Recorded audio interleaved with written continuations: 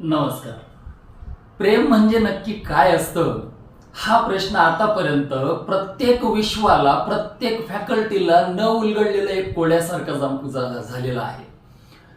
आतापर्यंत हा प्रश्न शायर लोकांनी, कवी लोकांनी, लेखकांनी, प्रियकर प्रियसींनी, फिल्म सिटीने प्रत्येकाने सोडवण्याचा प्रयत्न केलाय की प्रेम म्हणजे नक्की काय असतं. बऱ्याचशा कवींनी प्रेमाची अतिशय छान छान व्याख्या दिलेली आहे, पण खरं प्रेम म्हणजे नक्की काय असतं हा प्रश्न बऱ्याचदा बऱ्याच मुलांना, मुलींना, बऱ्याच प्रियकर प्रियसींना अजूनही न उलगडलेलं एक कोडच राहिलेलं आहे. वयानुसार, वाढत्या वयानुसार शरीरात, मनात हार्मोनल चेंजेस घडून प्रेमाची उत्कट व्याख्या मनात जागृत होणं हे साहजिक आहे, नैसर्गिक आहे. फक्त ओळखण्याची गरज आहे की ते खरं आहे की खोटं आहे, ते प्रेम आहे की आकर्षण आहे. राजा हो, जर ते आकर्षण असेल तर त्या गुरफट्यात अटकून स्वतःच्या ध्येयांपासून दूर जाऊ नका. तुमचं ध्येय आधी अचीव करा, असे 10 तुमच्या मागे पडत येतील.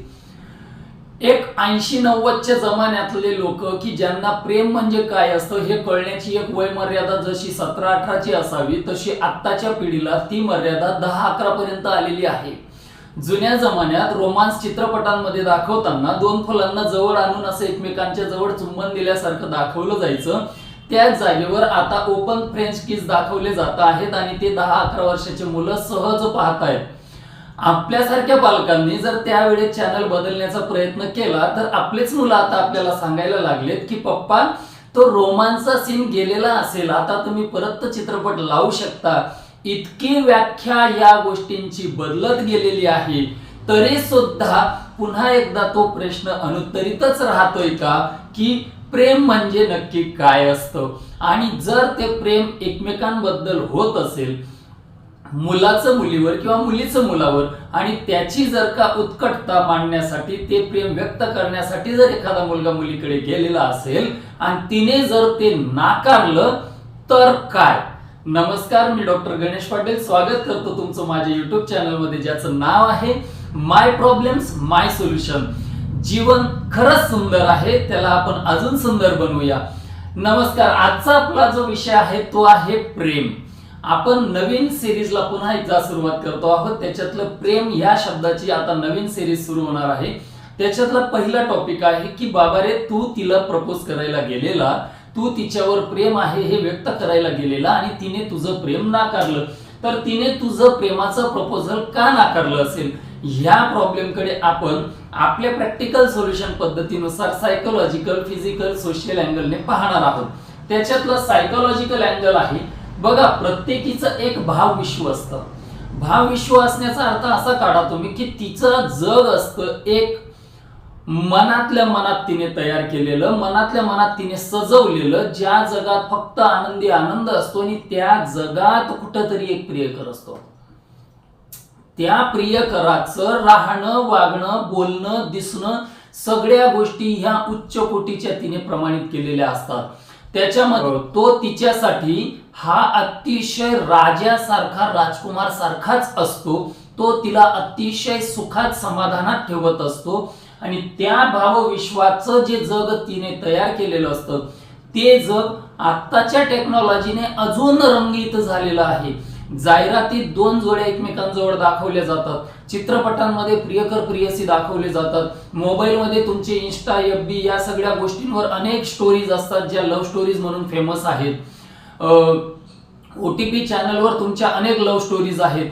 तर या सगळ्या प्रियकर प्रियसी, प्रियकर प्रियसी, प्रियकर प्रियसी या सगळ्या गोष्टींची आधीच तयार झालेल्या भावविश्वामध्ये आलेले बंबार्डिंगने ते जग तिने खूप खुलून तयार केलेलं असू शकतं, ज्या जगामध्ये ती त्या प्रियकराला माझ्या सोबत राहणारा आयुष्यभराचा जोडीदार म्हणून समजत असते. जनरली मुलींच्या बाबतीमध्ये एकदा का तिने एखाद्या मुलावर प्रेम आहे किंवा एखादा तिचा प्रियकर असा असेल असं ठरवलं तर ती त्याच्याकडे माझ्या मते हा माझा आयुष्यभराचा जोडीदार राहील ह्या नजरेनेच पाहणार असते. आणि त्याच्यात तो तिला मिळणार आहे का नाही मिळणार आहे ही गोष्ट खूप पुढची असते. त्या सगळ्या भावविश्वामध्ये तू नाहीयेस बाबा, तू जर त्या भावविश्वात असता तर तिने कदाचित तुझं प्रेमाचं प्रपोजल स्वीकारलं असतं. त्या जगात तू नाहीस, पहिली गोष्ट. दुसरी गोष्ट, तिच्या ज्या अपेक्षा आहेत, जनरली मुलींच्या ज्या अपेक्षा आहेत, त्या अपेक्षांमध्ये सायकोलॉजिकली अशा कोणत्या गोष्टी आहेत ज्याच्यामध्ये तू बसशील? तर त्याच्यात पहिली गोष्ट येते लुक्स. लुक्समध्ये दोन गोष्टी येतात. एक प्रोफेशनल लुक येतो, एक सोबर लुक येतो, एक रफ लुक येतो. रफ लुक मध्ये तुम्ही डॅशिंग, एकदम पैलवानी तब्येत, एकदम बॉडी बिल्डर, या सगळ्या गोष्टी एका बाजूला मोडतात आणि एका बाजूला सोबर, अतिशय टापटीपपणा, अतिशय सोजवळपणा, अतिशय साधं राहणीमान आणि अतिशय स्वच्छ विचार, या गोष्टी त्याच्यामध्ये येणाऱ्या असतात. या दोन्ही व्यक्तिमत्व वेगवेगळ्या कॅटेगरीत, वेगवेगळ्या ठिकाणी, वेगवेगळ्या प्रसंगात आवडणाऱ्या व्यक्ती आहेत.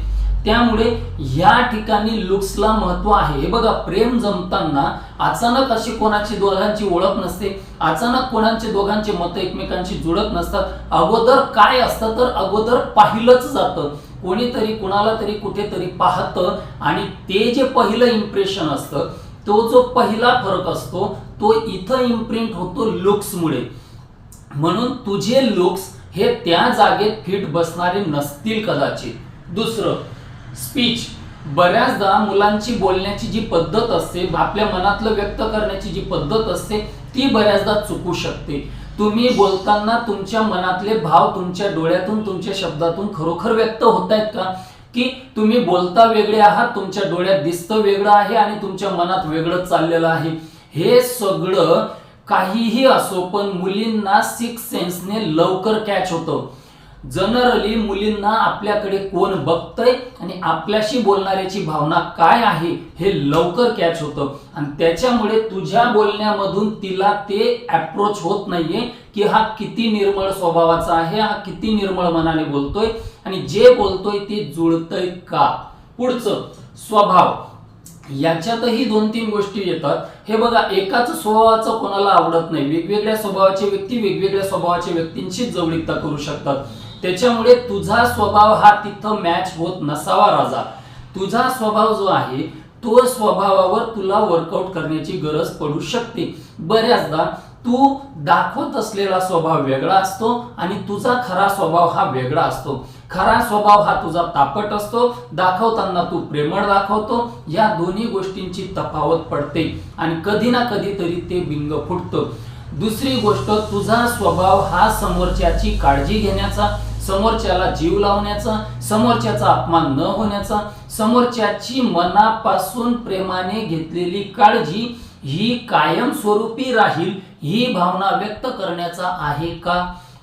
आहे. तर तो फक्त तेवढ्याच मुलीपुरता आहे की तो समाजात सुद्धा दिसतोय? तू समाजात काहीच दिसत नाहीये आणि तिला फक्त आश्वासनं देतोय. या गोष्टींनी कदाचित तू फेल जाऊ शकतो. पुढचं, स्टेटस. स्टेटस मध्ये तुझं राहणीमान, बॉडी लँग्वेज, या सगळ्या गोष्टी त्याच्यामध्ये मोडल्या जातील. तुझं राहणीमान हे स्वच्छ, निर्मळ, चांगलं पाहिजे. तू उगाच टपोरी सारखं जर राहणार असशील, तू उगाच घाण स्वभावाचा दाखवत असशील, तू स्वतःहून कपडे कसे घालतोय, तुझ्या तोंडात गुटखा भरपूर आहे, तुझा दारूचा वास येतोय आणि अशा याच्यामध्ये तुझी इच्छा आहे की तिने मला हो म्हणावं, या गोष्टींना कधीच महत्व येत नाही. काय आहे की तुझी कॅटेगरी आवडणाऱ्या मुली सुद्धा असणार आहेत, पण तू जिला प्रपोज करतोय तिला तुझी कॅटेगरी आवडलेली नाही. म्हणून तुझं स्टेटस आणि तुझं राहणीमान हे त्या मुलीच्या व्याख्येत बसणारं नसावं. आणि शेवटचं, ओरिजिनल. तू जसा आहेस आतून पण आणि बाहेरून पण, तू तसाच्या तसा तिला व्यक्त झालायस का? जर तू आतून वेगळा आणि बाहेरून वेगळा व्यक्त झालेला असेल तर तुझी कॅटेगरी ही तिच्या कॅटेगरीशी मॅच होणार नाही. जनरली दोघं जण एकमेकांना जर तुम्ही पूर्ण ओळखत नसाल, बघा तुम्ही मानसिकतेचा जर विचार केला तर जनरली एक मुलगा एक मुलगी हे एकमेकांच्या जवळ किती काळ आलेत, जसं शाळा आहे, कॉलेज आहे, ऑफिस आहे, ड्युटीज आहेत, कुठे काम करण्याची जागा एकच ठिकाणी असू शकते. या सगळ्या ठिकाणी ज्या वेळेस दोन लोक, दोन व्यक्ती, दोन भिन्न लिंगाच्या व्यक्ती जवळ येत आहेत आणि त्यांना कदाचित पाहिल्याचं आकर्षण आहे, पण प्रेम हे अजून तयार झालेलं नाही. ते तयार होण्यासाठी एका व्यक्तीचं वागणं स्वभाव, दुसऱ्या व्यक्तीचं वागणं स्वभाव, याचं कॅरेक्टर, या सगळ्या गोष्टींची अदलाबदल झालेली पाहिजे. ती अदलाबदल झाल्यानंतरच तुम्हाला कळणार आहे की समोरची व्यक्ती ही आपल्यासारखी आहे, आपल्या कॅटेगरीतली आहे की नाही आहे. जर ही माहिती पूर्ण न मिळता फक्त लव्ह ॲट फर्स्ट साईट, ती मला दिसली, ती मला आवडली आणि मी सकाळी पाहिलं, संध्याकाळी प्रपोज करणार. आता तर जमाना इतका फास्ट झालाय, इकडे पाहतात, इकडे नंबर चुरगडी करून फेकून दिला जातो, तो उचलला जातो, संध्याकाळची लफडं जमतं. म्हणजे एवढं उत्कटतेने, एवढं फास्ट प्रेम नसतं. जर ते प्रेम नसतं तर ते काय असतं, ते फक्त आकर्षण असू शकतं. म्हणून तुम्ही एकमेकांना पूर्णपणे ओळखत नाही, फक्त आकर्षणाने एकमेकांकडे ओढले जात आहे. आणि तशामध्ये जर का तू तिला घाई करशील प्रपोज करण्याची, तर कदाचित तुमची पूर्ण ओळख नसल्याने, तुम्ही एकमेकांच्या स्वभावांना पूर्णपणे ओळखत नसल्याने तू नाकारला जाशील. पुढचं, खोटा चांगुलपणा, आणि तोही फक्त तिच्या समोर. कसं? जनरली कॉलेजमध्ये काय असतं की कॉलेजमध्ये मुलं मुली एकत्र येतात, तिथं भीतीचं वातावरण फार कमी असतं, कोणाचं कोणावर काही बंधन नसतं, त्याच्यामुळे बोलण्यासाठी अप्रोच हा सगळ्यात जास्त जवळचा करता येऊ शकतो. अशा वेळेस तुम्ही जेव्हा एकमेकांच्या जवळ जाण्याचा किंवा तू मुलीच्या जवळ जाण्याचा प्रयत्न करतो, तेव्हा मी किती चांगला आहे, मी किती स्वभावाने गोड आहे, मी किती सुंदर दिसतो, मी किती छान आहे, या गोष्टीचं एक्सप्रेशन जेव्हा तू तिच्यावर टाकण्याचा प्रयत्न करत असशील, हे इम्प्रेशन टाकताना तू फक्त तिच्या समोरच चांगला आहे आणि तू गेल्यानंतर तुझा मित्र परिवार किंवा तुझ्याबद्दल त्या ठिकाणी जेव्हा चर्चा होते, तेव्हा तुझं खरं स्वरूप तिथं दिसतं की हा कसा आहे. तू दुनियाभरचा व्यसनी, तू दुनियाभरचा वासनंद, तू दुनियाभरचा टुकार, तुला कुठलंही गोल नाही, तू स्वतःच्या पायावर उभं राहण्याची तुझी हिंमत नाही, तुझ्यामध्ये होतकरूपणा नाही, तू अभ्यासाच्या नावाने ठणाना बोबलतो. या सगळ्या गोष्टींची एकत्र रसमिसळ तुझ्याच जवळच्या लोकांकडून तिथं पोचवली जाऊ शकते किंवा तिथं चर्चा निघताना कोणी ना कोणी जे जे पाहिलं, बोललेलं, ऐकलेलं असेल ते तिथं मांडलं जाऊ शकतं. त्याच्यात आणि तुझ्या वागण्यात जेव्हा तफावत निघेल, तेव्हा हे क्लिअर होऊन जाईल की तू ओरिजिनल वेगळा आहेस आणि समोर जो चांगुलपणा दाखवतोय तो फक्त आणि फक्त इम्प्रेशनसाठी आहे. आशाने तुझ्याबद्दल चांगलं इम्प्रेशन पडण्यापेक्षा हा खोटारडा आहे हेच इम्प्रेशन जास्त पडणार, तू नाकारलाच जाशील. पुढचं, संस्कार, कौटुंबिक वातावरण, मॅच्युरिटी आणि स्त्रीचा आदर, या गोष्टींमध्ये पहिली गोष्ट येते की ती संस्कार.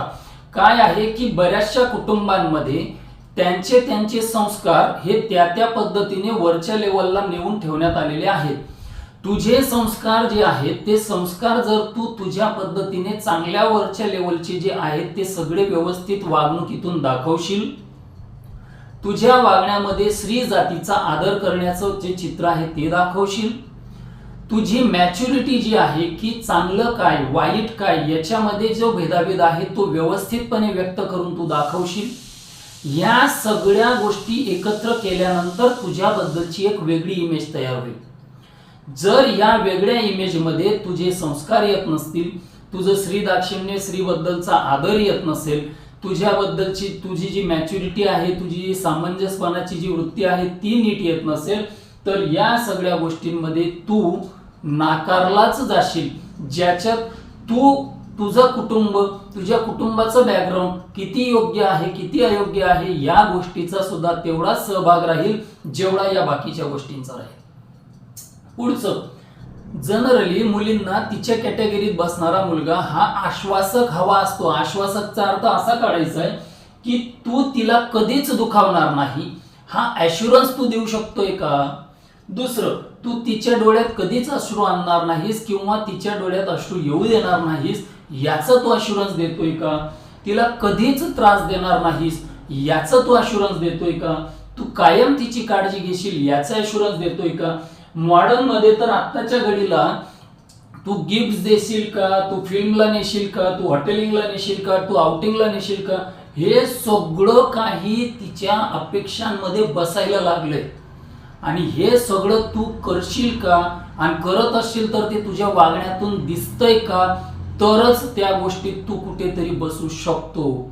तू जर ॲश्युरन्स देत नसशील, तुझ्या वागण्या बोलण्यातून जर तो विश्वास दिसत नसेल की हा काळजीवाहू आहे, हा प्रेमळ आहे, हा वागण्याच्या बाबतीत खूप काळजी घेतो, या गोष्टी जर तिथं दिसल्या नाही तर तू नाकारलाच जाशील. पुढचं, तुझ्या डोळ्यातच वासना दिसणं.